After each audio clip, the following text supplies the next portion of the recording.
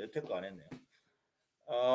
아인슈타인의 질량 에너지 등가 원리에 의해서 항상 앞에 왼쪽의 질량의 합이 오른쪽의 질량의 합보다 커요. 이렇게. 그러면 그 에너지가 식을 외워둬야 되죠. 그 방출되는 에너지는 아인슈타인의 식 델타 M 곱하기 광속도의 제곱 mc 스퀘어 이게 나와요. 이는 델타 M, 델타 M은 질량 차이다. 핵융합, 핵 분열도 마찬가지예요. 핵 분열도 핵이 분열하고 핵이 융합에 핵. 그러니까 요 사실 이렇게 쓰면 안 되지. 이렇게 쓰면 안 되지. 선생님이 쓰는 것처럼 원래는 써야 돼. 이렇게 플러스 13H 플러스 24H2 플러스 01N 이런 식으로 써야지. 핵이 융합하니까 핵 융합, 핵 발전, 핵 분열, 핵 융합. 지금 태양을 보여주고 있네요. 지금 요 4개 수소 원자 핵입니다. 4개죠? 노란 동그라미 하나, 둘, 셋, 4개. 요거 헬륨 원자 핵이죠. 핵 융합, 그다음 에너지 쏟아져 나오죠. 내부, 내부. 바로 위에 층이 복사층, 뭐 대류층, 뭐 이렇게 나오네요. 한번 보여주는 거예요. 태양은 수소 핵융합 반응으로 현재까지 에너지 생성을 해왔다. 그래서 보여주면 4개의 수소 원자 핵, 헬륨의 원자 핵 이렇게. 그러면서 수소 4개의 질량보다 이게 작아요. 줄어든 질량은 에너지로 전환이 된다. 이게 이제 아인슈타인의 질량 에너지 등가 원리. 질량 에너지 등가 원리. 예? 내부의 온도가 1500만 켈빈. 켈빈은 섭씨 온도에다가 얼마를 더해서 우리가 온도를 정의하죠? 섭씨 온도에다가 얼마 더하니? 그렇습니다. 273을 더해서 절대 온도라고 그래. 절대 온도. 그래서 절대 온도의 단위는 켈빈이에요. 이 켈빈의 이니셜은 K죠. 섭씨 온도의 단위는 도시고.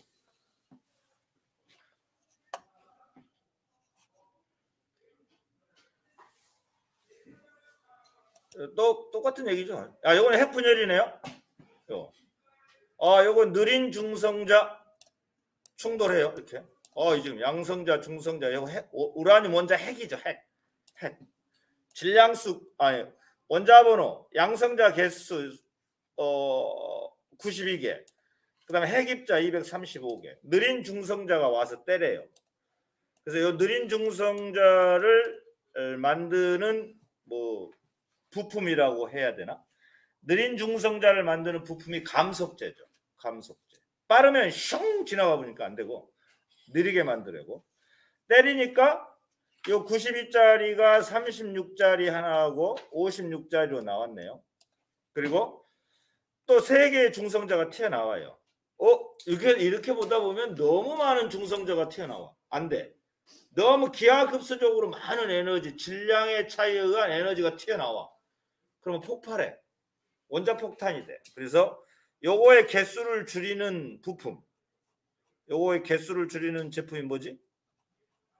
요 중성자의 개수를 줄여야 돼요. 너무 많으면 안 돼요. 중성자의 개수를 줄이는 부품이 뭐라 그랬냐? 그래, 제어봉이다. 제주도에는 한라봉, 원자로에는 제어봉. 이렇게 제어봉이 있어요. 알겠어요? 앞에서 배웠던 걸 또 하고 있네, 계속. 자, 지금 핵융합, 핵분열을 지금 보여주고 있네요. 변하지 않는 거 숫자래요. 일반적으로 이렇게 여기 밑에 건 변할 수도 있는데, 일단 여기 뭐 문제가 이 문제를 출제하려면 밑에 것도 안 변해야 되고 위에 것도 안 변하게끔 출제를 하는 게 말이 없어. 민원 사항이 안 나와. 그러니까 그냥 밑에 것도 안 변하고 위에 것도 안 변하는구나 라고 알아두시는 게 편할 수 있지. 그러나 위에 거는 항상 안 변해. 위에 거는 위에 거는. 밑에 거는 변할 수 있다고 그랬어요. 자, 그다음 핵분열. 핵이 분열한 거죠. 중성자. 이렇게. 에너지. 이렇게 튀어나옵니다. 같은 얘기 반복하기 때문에 넘어갈게요. 자, 오늘 학습 목표. 신재생 에너지가 어떤 것들이 있는가 좀 알아보고, 이 신재생 에너지 기술을 개발해야 하는 필요성이 뭐냐. 필요성은 우리가 이제 앞으로 인류가 계속 살아가야 되잖아. 그럼 살아가려면 화석 연료가 이제 앞으로 50년 내지 60년 정도면 고갈된다고 그래요. 이 고갈의 염려가 있는 그 에너지 자원들을 우리 인류는 계속 살아가야 되고, 그러기 위해서는 화석 연료를 대체할 만한 재생 가능한, 다시 사용할 수 있는, 무한정 사용할 수 있는 에너지 자원을 얻어서 우리 후손들이 살아가야 되지. 그래서 이제 조력 발전, 파력 발전, 연료 전지 세 개가 나왔네요. 조력 발전은 어떠한 원리를 이용하는 것이고, 파력 발전은 어떠한 원리를 이용하는 것이고, 그다음에 연료 전지는 어떠한 연료를 사용하고 있는가. 이 세 가지는 꼭 기억을 해주셔야지. 조력, 파력, 연료 전지. 조력, 파력, 연료 전지. 조력은 뭘까요? 조력 말 그대로. 어떤 바닷물의 어떤 조수 간만의 차이를 이용한 거죠. 조수 간만의 차이. 파력은 파도의 힘으로써 이 어떤 공기의 흐름을 이용한 거야. 파도가 치면서 공기의 흐름이 생기게 되고, 그 공기의 흐름이 터빈을 돌려요. 터빈을 돌리면 옆에 있던 발전기가 돌아가죠. 발전기가 돌아가면서 교류 전류를 흐르게 하죠. 조력은 이제 밀물과 썰물의 차이를 이용해서 터빈을 돌리는 거죠. 이 파력 발전은 이제 파도의 힘을 이용한, 파도가 칠 때 어떤 공기의 흐름, 이걸 이용한 거다. 이렇게 보시면. 그다음에 에너지 문제를 해결하기 위한 현대 과학의 노력은 어떤 노력이 있고, 또 산물을 어떤 그러한 결과에 의해서 얻어지는 이 산물들이 어떤 것들이 있는가 살펴봐야 된다.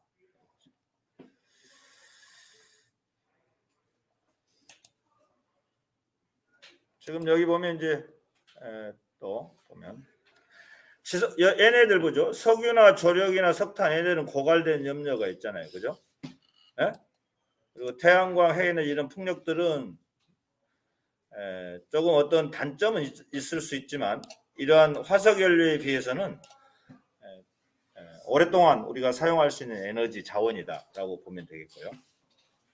자, 가바 중에서 고갈될 염려 없이 지속적으로 사용할 수 있는 에너지 자원을 모두 골라보자 했는데, 이런 것들이 지속적으로 사용할 수 있는 에너지 자원이 돼요. 태양광, 뭐 조력, 풍력, 이런 것들이 사용할 수 있다. 태조풍. 이거는 뭐 만들어보자 하는 거죠. 그려보자. 지구가 가운데 있네요. 지구가 가운데 있고, 화살표가 빙글빙글 돌아가고 있어요. 이렇게 빙글빙글. 그래서 이제 화살표가 이렇게 돌아가는 그 마크죠. 마크는 지속적으로 사용할 수 있다는 의미고, 안쪽에 이 지구 있잖아요. 지구, 어스. 이 지구는 이러한 에너지 자원을 사용할 수 있는 지구 환경을 지킬 수 있다. 이렇게 지속적으로 사용할 수 있는 에너지 자원들이 지구를 지켜낼 수 있어. 딱 감쌀 수 있죠. 딱 품을 수 있다. 뭐 이렇게. 이건 마크가 그렇다는 거죠. 이게 또 누가 정리해 놓은 걸 가져와 봤는데, 태양의 특징이죠. 태양의 특징이고, 수소나 헬륨이 전자와 분리된 상태, 수소와 헬륨이 전자와 분리된 상태를 플라즈마 상태라고. 중심부 온도 1500만 켈빈이야. 1500만 켈빈이 나올 수 있는 것은 이러한 4개의 수소 원자 핵이 1개의 헬륨 원자 핵으로 되면서 에너지가 쏟아져 나오죠. 여기 부등호 방향을 잘 보세요. 부등호 방향을 보시면 앞에 게 커요.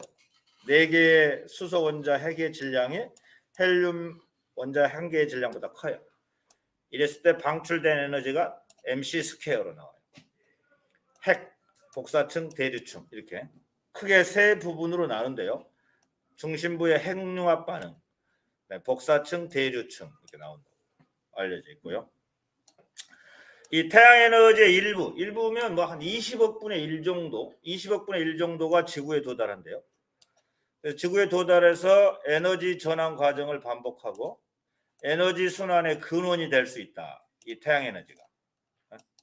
그리고 생명 활동을 유지를 하고 여러 가지 자연 현상을 일으키는 그러한 에너지 차원이다. 이게 태양의 특징이죠. 그 에너지 사용이 어떻게 변천되어 왔느냐? 옛날에는 태양이나 물이나 바람을 이용했어요. 그러다가 이 화석 연료를 사용하면서 산업혁명을 이끌어왔죠. 그죠? 석탄은 식물이 죽어서 만들어진 거고, 석유나 천연가스는 미생물, 뭐 오션 크리에이처라고 하는데, 석유나 천연가스는 미생물이 죽어서 만들어진 거다. 그리고 석유와 천연가스는 같이 매장되어 있다. 석유와 천연가스는. 석탄은 플랜츠, 나무 이런 것들이 죽어서, 플랜츠가 죽어서 석탄이 만들어졌어.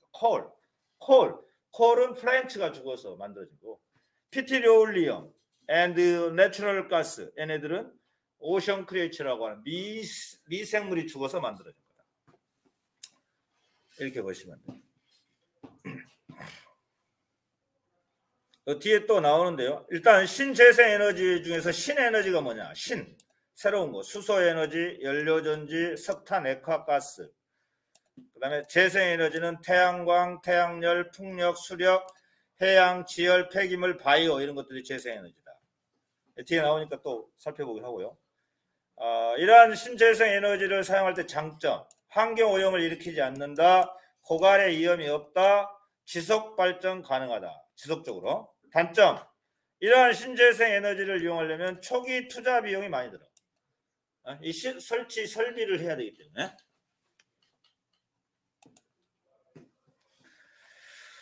자, 우리가 신재생 에너지는 뭐냐? 화석 연료를 대신하는 친환경적이고 고갈되지 않는 에너지다 라고 보시면 되고요.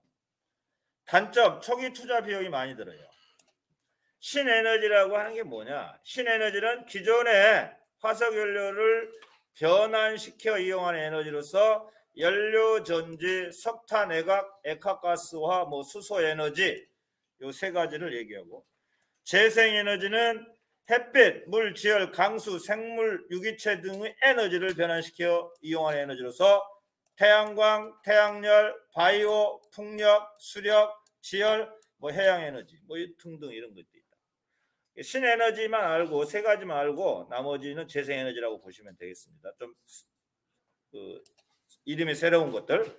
신에너지, 연료전지, 석탄, 액화가스와 수소에너지 요게 세 가지고 나머지는 재생에너지로 보시면 되겠습니다.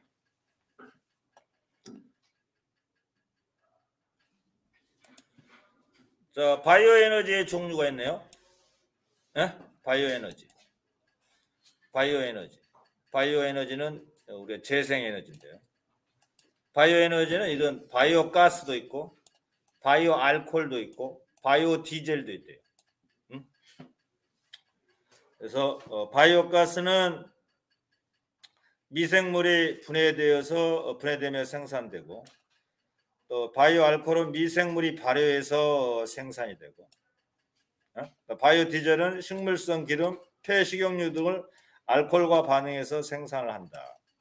이 바이오 에너지의 종류 한번 살펴봤어요. 바이오 가스도 있고 바이오 알코올, 바이오 디젤도 있다.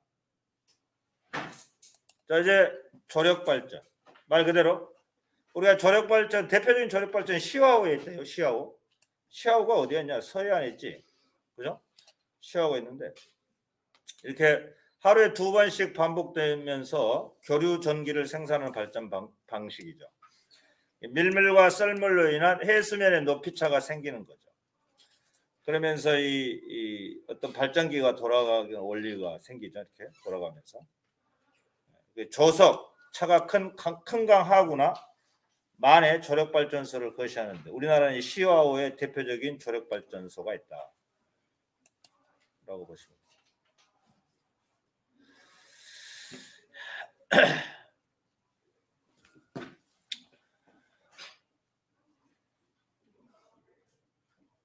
조류 발전도 있는데 비슷해요. 그냥 넘어가겠습니다. 이러한 그 조력 발전의 장점, 많은 양의 전기를 생산할 수 있고, 단점, 이 조력 발전은 설치 장소가 제한적이죠. 또 건설비, 콘크리트를 쏟아 부어야 되죠. 건설비가 많이 들고, 또 이걸 설치하면서 해양 생태계, 뭐 갯벌 등이 이제 파괴되면서 그런 어떤 단점을 가지고 있어요. 아까도 얘기했지만 재생에너지는 햇빛이나 물이나 지열, 강수, 생물의 유기체 등의 에너지를 변화시켜 이용하는 에너지가 재생에너지다. 자, 이 조력발전의 단점만 보겠습니다. 설치 장소 제한적이고요. 왜냐하면 조수간만에 차가 커야 되니까 건설비, 콘크리트 쏟아 부어야 돼요. 그래야만이 그 어떤 구조물을 설치해야 되기 때문에. 그리고 그 해양 생태계, 뭐 갯벌이 파괴될 수가 있다. 조력 발전의 단점이라고 보십니다. 자, 이제 파력 발전 보겠습니다. 파력 발전. 파력. 안 넘어가냐. 파력 발전은 이제 파도의 운동을 이용해서 전기 에너지를 생산하는 발전 방식이다. 뭐 조력 발전이나 파력 발전이나 다 발전기가 돌아간다는 교류 전류를 얻어낼 수 있다라고 보시면 돼요. 발전기의 원리. 발전기는 이제 그 우리가 상대적인 운동이죠. 전자기 유도 현상을 이용해서 둘 중에 누가 상대적으로 움직여서 자기장의 변화를 가져오고 그 자기장의 변화가 유도 전류의 방향을 바꾸죠. 유도 전류의 방향과 유도 전류의 세기가 시시각각으로 변하는 전류를 교류 전류라고 해요. 교류 전류. 그래서 파력 발전이나 조력 발전은 교류 전류를 얻는 그런 발전이에요. 교류. 직류가 아니다. 자, 파력 발전의 원리 나와 있네요. 파도가 칠 때 해수면이 상승하거나 하강에 생기는 공기의 흐름을 이용하죠. 이 공기가 흐르면서 여기에 터빈이 돌아가고 터빈 옆에 있던 발전기가 돌아가죠. 그래서 파도가 밀려와서 수면이 높아지면 발전기 안에 공기가 압축되면서 공기의 흐름, 공기가 압축되고 팽창되고 이런 터빈을 돌린다.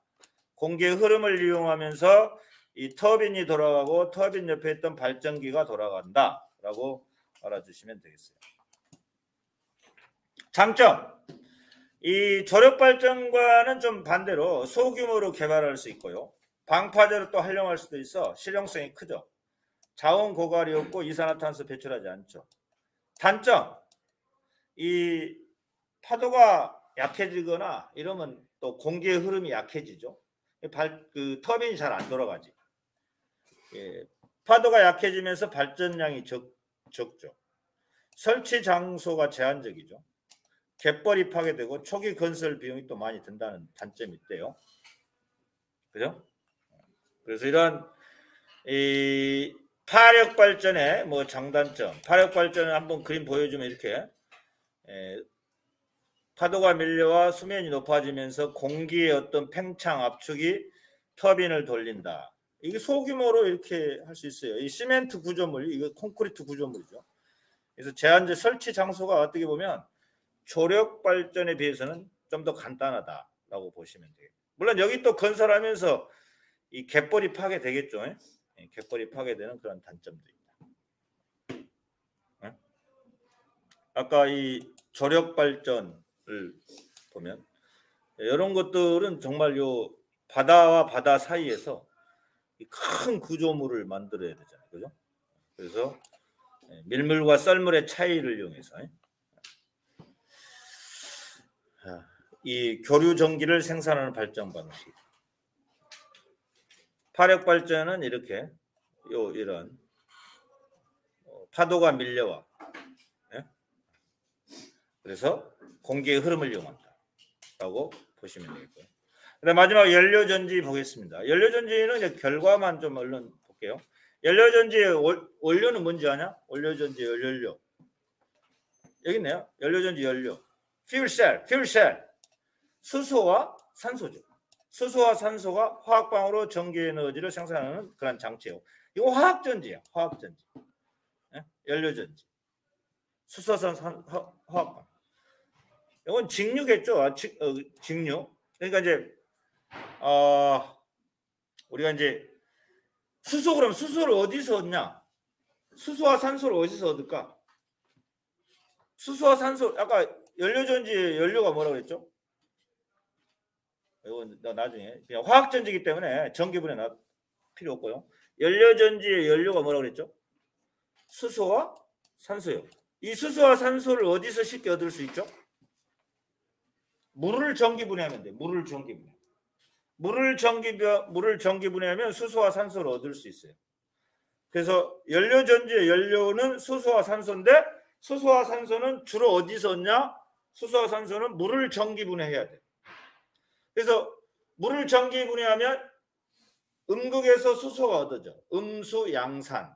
음극에서 수소, 물을 전기분해 양극에서 산소가 얻어져. 물을 전기분해. 음수 양산. 선생님 다 외웠지. 음사사, 이사, 양이사, 일사 이렇게 다 외웠어요. 물을 전기분해해서 음극에서 만들어진 음환수. 음극에서는 환원 반응, 음수, 수소. 양극에는 산화 반응, 양산, 양산산 이래.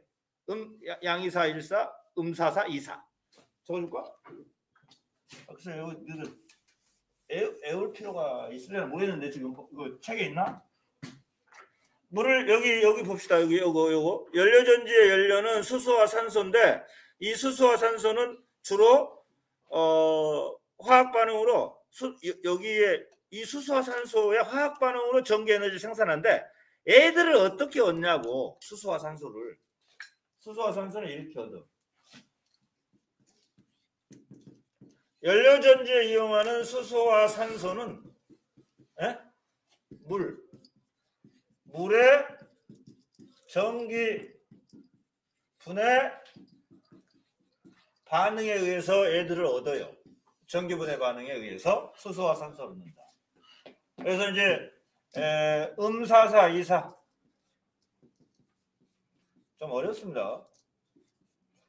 좀 어려운데 이걸 외우라고 하기는 좀 지금 통합과정에서 좀 무리가 따른데 음사사, 이사. 여기 마이너스, 여기 마이너스면 여기 마이너스 따라간다고 보면 돼. 그 다음에 전자를 얻었으니까 이걸 환원이라고 그래. 이걸 음환수 이래요. 그 다음에 전기분해의 플러스 위에서 얻는 것은 양이사, 일사야. 양이사.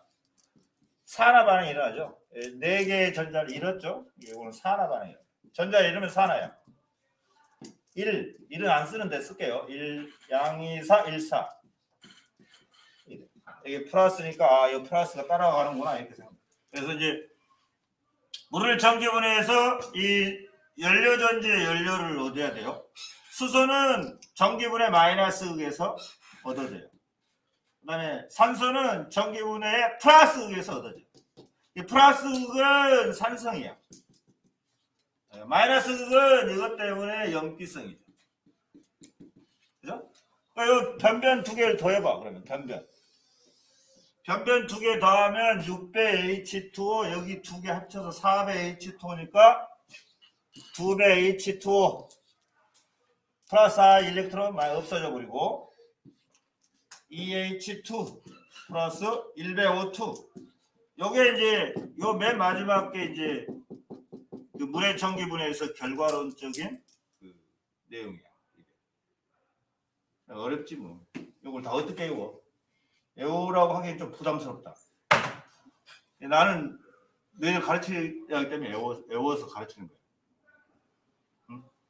물의 연료, 연료전지에 연료는 수소와 산소인데 이 수소와 산소는 전기분해, 이 전기분해 반응이 요거야. 요 세 가지. 에서 얻을 수 있어요. 다 그 내용이죠? 다 그 내용입니다. 그럼 이제 보실래요? 이제 이건 연료전지의 반응 관계지. 연료전지의 반응 관계. 이건 전기분해의 반응 관계고 연료전지의 반응 관계가 이제 이래요. 연료전지. 예, 연료전지에서는 잘 보세요. 여기 왜 선생님 플러스 마이너스 있습니까? 이거 봐봐. 내 설명을 잘 들어야 돼. 연료전지는 화학전지야. 얘는 무슨 전지라고? 화학전지야. 이제 화학전지. 무슨 말이냐? 이 화학전지는 수소가 산화되는 반응이고 이 연료전지의 화학전지는 수소와 산소가 얻어지면 수소가 산화를 일으키고요. 그 다음에 산소는 환원 반응을 일으켜요. 그 전체 반응식은 전기분해 반응의 역반응식이 얻어져요. 알겠어요? 그래서 연료전지는 어떻게 생겼냐면 이렇게 생겼어요. 이렇게 봐봐. 한번 볼래요? 이렇게 생겼어요. 자, 수소가 들어가요. 왼쪽으로. 그럼 수소가 뭐가 되냐? 산화돼요. 오른쪽으로 산소가 들어가잖아요. 산소는 전자를 얻어서 환원돼요. 요 식이 이제 요 연료전지의 어떤 구조야. 연료전지의 구조인데 수소가 산화되는 반응이 일어나. 왼쪽에서는. 그럼 산화되는 전극을 화학전지의 무슨 극이라고 했느냐? 마이너스 극이라고 했다. 이렇게 알아주셔야 돼요. 산화되는 전극. 화학전지에서. 그 다음에 오른쪽으로 산소가 들어가는데 산소는 전자를 얻어요. 그래서 물을 생성해요. 그러면 환원되는 전극을 뭐라고 그랬냐? 플러스 극이라고 했다. 이렇게 보시면 돼요. 자, 이 전기분해 반응은 이건 전기분해 반응식이고 이건 전기분해 반응식이야. 이건 전기분해 반응식이고 왜? 수소와 산소를 얻어야 되니까. 그 다음에 화학전지의 반응식은 이거야. 자, 왼쪽으로 수소가 들어가요. 수소는 여기 전해질이 반드시 있어야 돼요. 뭐 KOH라고 하는 전해질 이런 것들이 있어야 돼요. 그렇지 않으면 연료전지 만들어지지 않아요. 화학전지의 기본 원리는 두 개의 전극이 있어야 돼. 두 개의 전극과 전해질이 있어야 돼. 그리고 도선을 연결해 놔야 돼. 그래서 이 연료전지와 같은 화학전지는 이처럼 두 개의 전극, 요 탄소 전극이 주로 탄소 전극을 많이 사용해요. 두 개의 전극이 필요하고 왼쪽에서 공급하는 물질, 오른쪽에서 공급하는 물질이 있고 그 다음에 이 두 개의 전극을 도선으로 이렇게 연결해 놨어요. 도선. 보세요. 도선. 꼬마 전구에 불이 들어와요. 어떤 전자의 흐름이 있어야 돼요. 전자의 흐름. 그래서 그 전자의 흐름을 이제 보여줄게요. 여기 봐. 자, 수소가 전자를 내놔요. 요거 플러스 4인데 요거 왼쪽으로 넘기면 마이너스 4 일렉트론이죠. 그래서 화학전지에서는 먼저 기본 구성을 잘 봐. 두 개의 전극, 도선, 전해질, 그 다음에 왼쪽에서 넣어주는 물질, 오른쪽에서 넣어주는 물질이 있어야 된다. 이게 기본 세팅이야. 화학전지 세팅. 그리고 그러면 그 세팅이 되면 그 전자의 이동이 있을 수 있어요. 그래서 수소가 전자를 내놓기 쉬우니까 수소는 전자를 내놔요. 전자를 내놓으면 산화라 그러고 그 다음에 이 두 개 중에 산소는 전자를 얻으려고 그래. 그 전자를 얻어버려. 그래서 환원된다. 그래서 화학전지는 산화되는 놈이 있으면 환원되는 놈이 있다. 그래서 이제 사실은 화학전지에서는 마이너스이라는 표현을 안 쓰는데 이 화학전지는 산화전극, 환원전극 이래. 보통 산화전극을 마이너스극이다. 왜? 전자가 나오니까. 그 다음에 환원전극은 플러스극이다. 왜? 전자가 들어가니까. 이렇게 표현을 하는 거야. 그래서 이건 화학전지에서 일어나는 반응이야. 요식은 화학전지에서 일어나는 반응이고 요식은 전기분해 반응에 의해서 수소와 산소를 얻는 반응식이지. 요걸 알아야 돼. 이게 포인트야. 그래서 요식은 건전지를 연결해서 수소와 산소를 얻는 반응. 수소와 산소를 얻는 반응이고 요식은 이와 같은 기본 원리에 의해서 두 개의 도선, 탄소 전극을 연결하고 and 전해질을 설치하고 꼬마 전구 연결하면 수소는 전자를 내놓기 쉽고 산소는 O2는 전자를 얻어서 전자의 이동이 생기면서 전구에 불빛이 들어와 전자가 여기서 이렇게 이동하니까 전류는 여기서 이렇게 이동하겠구나. 전자가 이동하는 방향이 결국 마이너스 극이라고 보시면 되기 때문에 여기를 마이너스 극, 여기를 플러스 극이라고 했을 뿐이다 라고 알아주시고, 그래서 수소 연료 전지의 반응식은 이와 같은 수소가 전자를 내놓기 쉽고 산소는 전자를 얻어서 전자가 수소 쪽에서 산소 쪽으로 이동하기 때문에 전자가 이동하는 출발점은 마이너스 극, 받는 쪽은 플러스 극이라고 했다라고 보시면 돼요. 요 식은 연료 전지에서 일어나는 전극이다. 요 식은 두 개를 변변 더하면 요 식이 나온다. 요 식은 연료 전지에서 일어나는 반응, 요 식은 전기 분해에서 일어나는 반응이라고 보시면 돼요. 전기 분해는 이처럼 플러스 극 마이너스 극이 있어. 플러스 극 마이너스 극이 있다고요. 전기 분해. 직류 전지에 플러스 마이너스 있고 여기는 플러스 마이너스 극이 없어. 화학 전지는. 근데 전자가 출발점은 마이너스 극이라고, 그 다음에 플러스 극은 들어오는 쪽을 플러스 극이라고 해요. 그래서 여기는 플러스 극 마이너스 극이라고 한 것뿐이고 여기는 딱 정해져 있어. 직류전원 플러스 극 마이너스 극. 여기는 전기분해. 여기는 정해져 있지만 여기 연료전지는 정해져 있지 않다. 그 이유는 전자가 나가는 쪽을 우리가 마이너스 극이라고 했고 전자가 들어오는 쪽을 플러스 극이기 때문에 여기는 플러스 극 마이너스 극이 딱 정해져 있지 않지만 여기는 이제 우리가 정한 거지. 출발점 마이너스 극.